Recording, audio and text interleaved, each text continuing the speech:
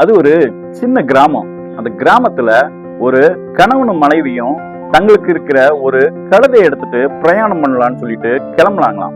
அவங்க பிரயாணம் பண்ணும்போதுல அந்த கழுதையை நடத்தி இவங்களும் நடந்து வந்துகிட்டே இருந்தாங்களாம்.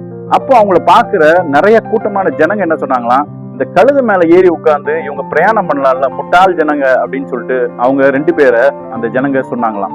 அப்போ அவங்க இன்னும் கொஞ்சம் தூரம் போகும்போதுல ஒன்னு ஹஸ்பண்ட் சொன்னாராம் அந்த மனைவி கிட்ட, நீ கழுதை மேல ஏறி உட்கார்ந்துக்கோ, நம்ம போலாம் அப்படின்னு சொல்லிட்டு சொல்லும் போச்சுல இன்னும் கொஞ்சம் தூரம் போகும்போதுல இன்னும் கொஞ்சம் கூட்ட ஜனங்க சொன்னாங்களாம், இந்த ஹஸ்பண்ட மட்டும் நடத்தி கூட்டு வரா, இவன் மட்டும் கழுதையில எவ்வளோ அராஜகமா போறா பாரு அப்படின்னு சொல்லிட்டு சொன்னாங்களாம். ஆனா அவங்க அதை கேட்டுட்டு கொஞ்ச தூரம் போன உடனே என்ன பண்ணாங்களாம், அந்த மனைவி என்ன பண்ணாலாம், அவ இறங்கிட்டு ஹஸ்பண்ட கழுதை மேல ஏற்றி வச்சாலாம். இன்னும் கொஞ்சம் தூரம் போகும்போதுல அடுத்த கூட்ட ஜனங்க சொன்னாங்களாம், பாரு மனைவிய அவரு நடத்தி கூட்டு வர்றாரு, அவரு மட்டும் எவ்வளவு ஜாலியா கழுதையில போறாரு அப்படின்னு சொல்லிட்டு சொன்னாங்களாம். உடனே கொஞ்சம் தூரம் போகும்போதுல 2 பேரும் அந்த கழுதையில ஏறிட்டு பிரயாணம் பண்ணிட்டு இருந்தாங்களாம். இன்னும் கொஞ்சம் கூட்ட ஜனங்க என்ன சொன்னாங்களாம், பாரு அந்த கழுதை எவ்வளவு பாவம் இல்ல, 2 பேரும் மாடு மாதிரி ஏறி அது மேல உட்காந்துட்டு வராங்களே அப்படின்னு சொல்லிட்டு சொன்னாங்களாம்.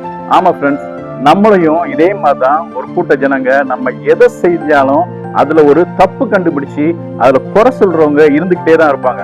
ஆனா நம்ம என்ன பண்ணணும்னா, எது நல்லதுன்னு சொல்லிட்டு நம்மளுடைய மனசுக்கு தோணுதோ, நம்மளுடைய அறிவுக்கு தோணுதோ அதுபடி நம்ம நடந்துட்டு போயிட்டே இருந்தோம்னா நம்ம வாழ்க்கைய சந்தோஷமா நடத்திட்டு போகலாம். நல்லதை பார்ப்போம், நல்லதை பகிர்வோம்.